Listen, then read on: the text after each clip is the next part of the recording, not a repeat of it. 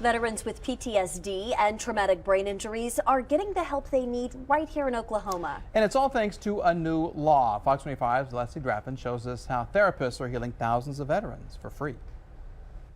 Sergeant Chris Gregg's first taste of combat came during the first Gulf War. Kuwait was invaded on the 2nd of August, and I was there on the 10th of August. I was there till the completion of the war. 10 years later, he was back in Kuwait. I was reliving some of the things that I had done in the first Gulf War. Breathing in oil to the point where you're spitting it up.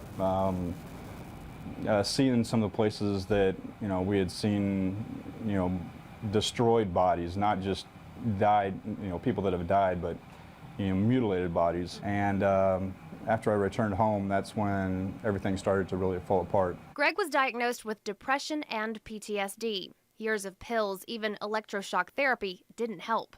Things got so bad, he even considered ending it all. Extremely hard to say that you're suicidal.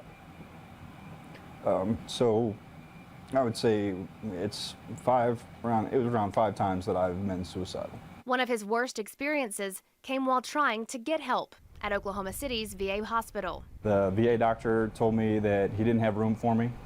I got upset. I, kicked over his trash can, and as we were walking out of the building, their apparent police department, who had civilian clothes on, threw me on the ground, and they put me in jail. It was just another one of those trips where you're at the very end of your rope, and when you get turned away, where are you supposed to go? We're at 5. How's your ears?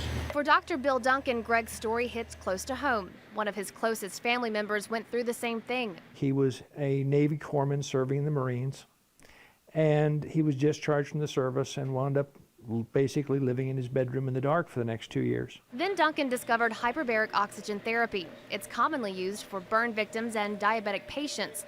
Doctors say it can treat PTSD and traumatic brain injuries too. The evidence is evidence-based medicine.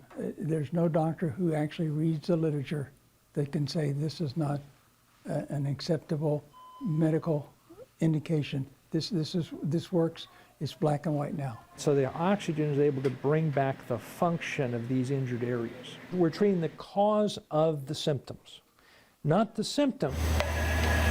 Earlier this month, Oklahoma became the first state to approve this treatment for veterans. The new bill creates a payment system based solely on donations raised by Duncan's group. They're hoping to treat 5,000 veterans every year. These men and women, their lives have fallen apart.